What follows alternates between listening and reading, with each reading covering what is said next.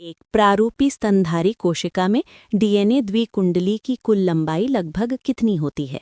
1.1 metre, 20 metre, 3.4 metre, 2.2 metre. सही उत्तर है 2.2 मीटर। यदि किसी डीएनए खंड में क्षार युग्मों की कुल संख्या 6.6 गुणा 10 की घात 9 है और दो आसन्न क्षार युग्मों के बीच की दूरी 0.34 nm है, तो उस डीएनए की लंबाई की गणना करें। 2.2 मिलीमीटर, 2.2 माइक्रोमीटर, 2.2 मीटर, 2.2 सेंटीमीटर। सही उत्तर है 2.2 मीटर। नीचे दिए गए प्रश्न में एक अभिकथन और एक कारण दिया गया है, सही विकल्प चुनें। अभिकथन: मनुष्य की एक द्विगुणित कोशिका में डीएनए की लंबाई लगभग 2.2 मीटर होती है। कारण: ये लंबाई कुल क्षार युग्मों को आसन्न क्षार युग्मों के बीच की दूरी से गुणा करके प्राप्त की जाती है। ए और आर दोनों सही हैं और आर ए की सही व्याख्या है। ए और आर दोनों सही हैं, लेकिन आर ए की सही व्याख्या नहीं है। ए सही है लेकिन आर गलत है। ए गलत है लेकिन आर सही है। सही उत्तर है ए और आर दोनों सही हैं और आर ए की सही व्याख्या है। डीएनए की लंबाई की गणना करने के लिए किस सूत्र का उपयोग किया जाता है? क्षार युग्मों की संख्या भागित दूरी, क्षार युग्मों की संख्या गुना 3.4 nm, क्षार युग्मों की संख्या गुना 2 क्षार युग्मों के बीच की दूरी, क्षार युग्मों की संख्या प्लस 2 क्षार युग्मों के बीच की दूरी। सही उत्तर है क्षार युग्मों की संख्या गुना 2 क्षार युग्मों के बीच की दूरी। 2.2 मीटर लंबे डीएनए की गणना के लिए एक प्रारूपी स्तनधारी कोशिका में क्षार युग्मों की संख्या कितनी मानी गई है? 3.3 गुणा 10 की घात 9 बीपी, 6.6 गुणा 10 की घात 9 बीपी, 4.6 गुणा 10 की घात 6 बीपी, 1.36 गुणा 10 की घात 9 बीपी। सही उत्तर है 6.6 गुणा 10 की घात 9 बीपी। एक प्रारूपी केंद्रक का औसत आकार लगभग कितना होता है, जिसमें 2.2 मीटर लंबा डीएनए समायोजित होना चाहिए? 10 की घात 9 मीटर, 10 की घात 6 मीटर, 10 की घात 3 मीटर, 1.36 मिलीमीटर। सही उत्तर है 10 की घात 6 मीटर। नीचे दिए गए प्रश्न में एक अभिकथन और एक कारण दिया गया है, सही विकल्प चुनें। अभिकथन: एक लंबी डीएनए द्विकुंडली को कोशिका के केंद्रक में समायोजित करने के लिए उसे अत्यधिक संघनित और कुंडलित होना पड़ता है। कारण: स्तनधारी कोशिका में डीएनए की लंबाई केंद्रक की विमा से कई गुना अधिक होती है। ए और आर दोनों सही हैं और आर ए की सही व्याख्या है। ए और आर दोनों सही हैं, लेकिन आर ए की सही व्याख्या नहीं है। ए सही है लेकिन आर गलत है। ए गलत है लेकिन आर सही है।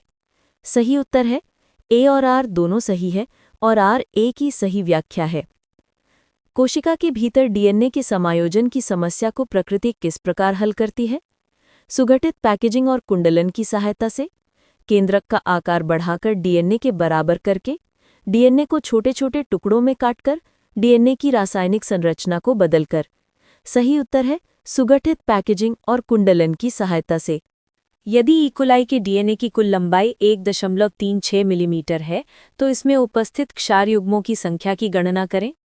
4.0 गुणा 10 की घात 9 बीपी, 4.6 गुणा 10 की घात 6 बीपी, 4.0 गुणा 10 की घात 6 बीपी, 6.6 गुणा 10 की घात 9 बीपी। सही उत्तर है 4.0 गुणा 10 की घात 6 बीपी। डीएनए की लंबाई और क्षार युग्मों की संख्या के संबंध में सही सूत्र कौन सा है? डीएनए की लंबाई बराबर क्षार युग्मों की संख्या भागे 0.34 nm, क्षार युग्मों की संख्या बराबर डीएनए की लंबाई गुणा 0.34 nm, डीएनए की लंबाई बराबर क्षार युग्मों की संख्या गुणा 2 क्षार युग्मों के बीच की दूरी, क्षार युग्मों की संख्या बराबर 0.34 nm भागे डीएनए की लंबाई। सही उत्तर है डीएनए की लंबाई बराबर क्षार युग्मों की संख्या गुणा 2 क्षार युग्मों के बीच की दूरी। ई कोलाई जीवाणु के डीएनए के संदर्भ में 1.36 मिलीमीटर लंबाई का मान किस वैज्ञानिक गणना से मेल खाता है? 4.0 गुणा 10 की घात 6 क्षार युग्म, 6.6 गुणा 10 की घात 9 क्षार युग्म, 3.3 गुणा 10 की घात 9 क्षार युग्म, 2.2 मीटर लंबाई। सही उत्तर है 4.0 गुणा 10 की घात 6 क्षार युग्म। डीएनए की लंबाई से क्षार युग्मों की संख्या निकालते समय यदि लंबाई मिलीमीटर में दी गई हो तो गणना करने से पहले सबसे महत्वपूर्ण चरण क्या है? लंबाई को सेंटीमीटर में बदलना, लंबाई को आधा करना, लंबाई को 10 से गुणा करना, लंबाई को मीटर में बदलना ताकि वो 0.34 गुणा 10 की घात -9 मीटर के साथ मेल खा सके। सही उत्तर है लंबाई को मीटर में बदलना ताकि वो 0.34 गुणा 10 की घात -9 मीटर के साथ मेल खा सके। ई कोलाई जैसे असीम केंद्र की कोशिकाओं के संदर्भ में निम्नलिखित में से कौन सा कथन सत्य है? इनमें एक सुस्पष्ट केंद्रक और केंद्रक आवरण पाया जाता है। इनका डीएनए पूरी कोशिका में अनियमित रूप से फैला रहता है। स्पष्ट केंद्रक न होने के बावजूद इनका डीएनए पूरी कोशिका में नहीं फैला होता है। इनमें डीएनए हिस्टोन प्रोटीन के साथ मिलकर क्रोमोटिन बनाता है। सही उत्तर है स्पष्ट केंद्रक न होने के बावजूद इनका डीएनए पूरी कोशिका में नहीं फैला होता है। नीचे दिए गए प्रश्न में एक अभिकथन और एक कारण दिया गया है, सही विकल्प चुनें। अभिकथन: ई कोलाई जैसे जीवाणुओं में डीएनए पूरी कोशिका द्रव्य में बिखरा हुआ नहीं पाया जाता है। कारण: असीम केंद्र की कोशिकाओं में डीएनए को घेरने वाली एक स्पष्ट केंद्रक झिल्ली होती है। ए और आर दोनों सही हैं और आर ए की सही व्याख्या है। ए और आर दोनों सही हैं, लेकिन आर ए की सही व्याख्या नहीं है। ए सही है लेकिन आर गलत है। ए गलत है लेकिन आर सही है। सही उत्तर है ए सही है लेकिन आर गलत है। असीम केंद्र की कोशिकाओं में वो विशिष्ट क्षेत्र जहां डीएनए व्यवस्थित रूप से स्थित होता है क्या कहलाता है?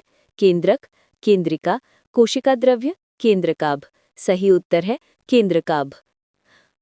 ई कोलाई में डीएनए एक जगह बंधा रहता है और पूरी कोशिका में नहीं बिखरता। इसके पीछे का मुख्य वैज्ञानिक कारण क्या है?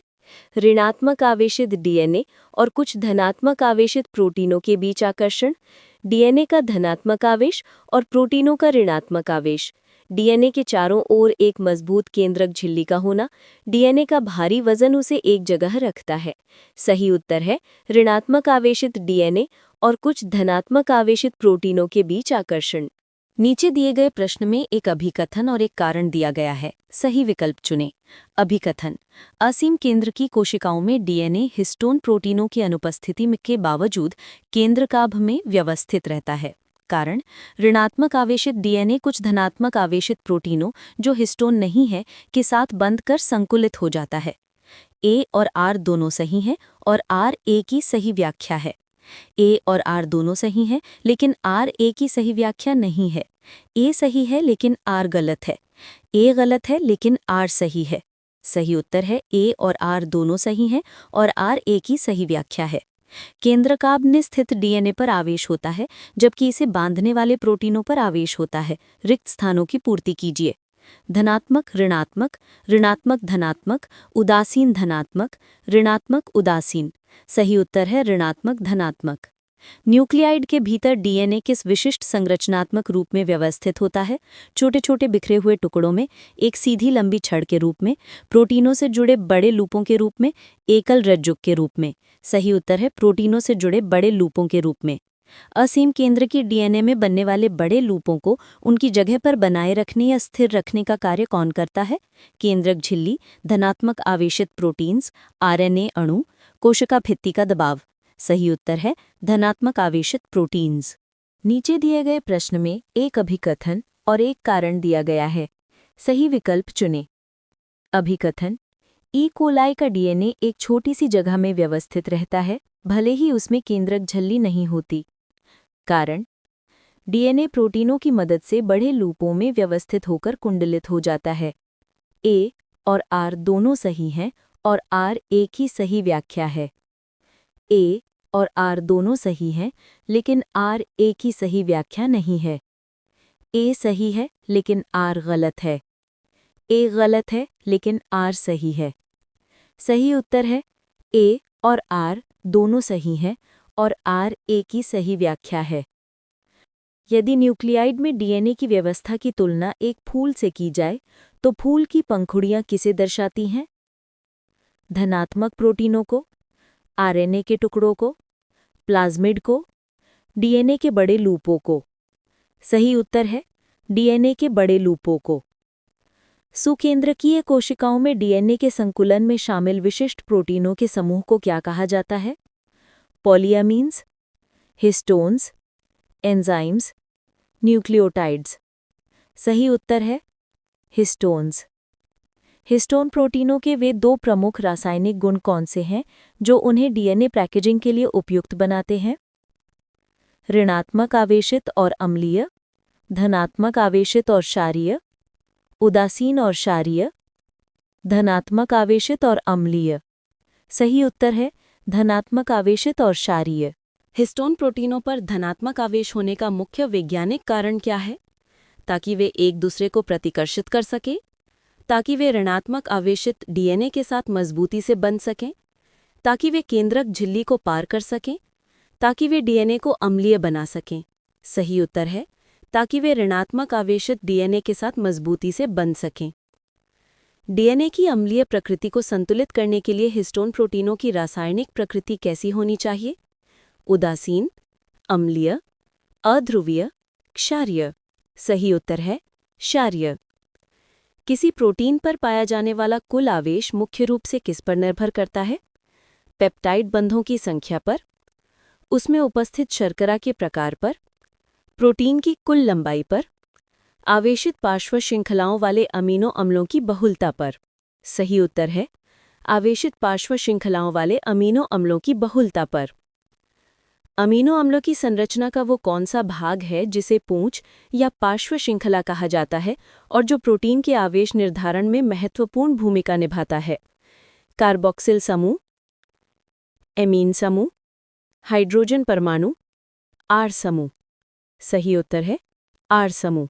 नीचे दिए गए प्रश्न में एक अभिकथन और एक कारण दिया गया है। सही विकल्प चुनें। अभिकथन: हिस्टोन प्रोटीनों पर धनात्मक आवेश होता है। कारण: हिस्टोन प्रोटीनों में धनात्मक आवेशित पार्श्व श्रृंखलाओं वाले अमीनो अम्लों की बहुलता होती है। अभिकथन और कारण दोनों सही हैं और आर अभिकथन की सही व्याख्या है। अभिकथन और कारण दोनों सही हैं लेकिन आर अभिकथन की सही व्याख्या नहीं है। अभिकथन सही है लेकिन कारण गलत है। अभिकथन गलत है लेकिन कारण सही है। सही उत्तर है अभिकथन और कारण दोनों सही हैं और आर अभिकथन की सही व्याख्या है। यदि किसी प्रोटीन में ऋणात्मक आवेशित पार्श्व श्रृंखलाओं वाले अमीनो अम्लों की अधिकता है तो उस प्रोटीन पर कुल आवेश होगा, लेकिन हिस्टोन के मामले में ये आवेश होता है। रिक्त स्थानों की पूर्ति कीजिए।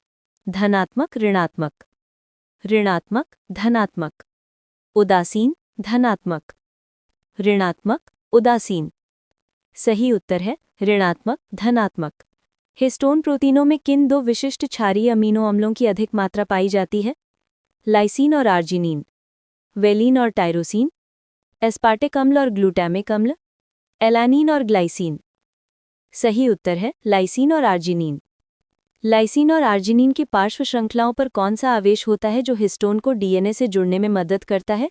धनात्मक आवेश, उदासीन आवेश, ऋणात्मक आवेश, कोई आवेश नहीं। सही उत्तर है धनात्मक आवेश। नीचे दिए गए प्रश्न में एक अभिकथन और एक कारण दिया गया है। सही विकल्प चुनें। अभिकथन: हिस्टोन प्रोटीनों की प्रकृति क्षारीय होती है। कारण: हिस्टोन प्रोटीनों में क्षारीय अमीनो अम्लों लाइसीन और आर्जिनिन की बहुलता होती है। ए और आर दोनों सही हैं और आर ए की सही व्याख्या है। ए और आर दोनों सही हैं लेकिन आर ए की सही व्याख्या नहीं है। ए सही है लेकिन आर गलत है। ए गलत है लेकिन आर सही है। सही उत्तर है ए और आर दोनों सही हैं और आर ए की सही व्याख्या है। डीएनए पैकेजिंग के लिए जिम्मेदार हिस्टोन प्रोटीन मुख्य रूप से और अमीनो अम्लों से बने होते हैं।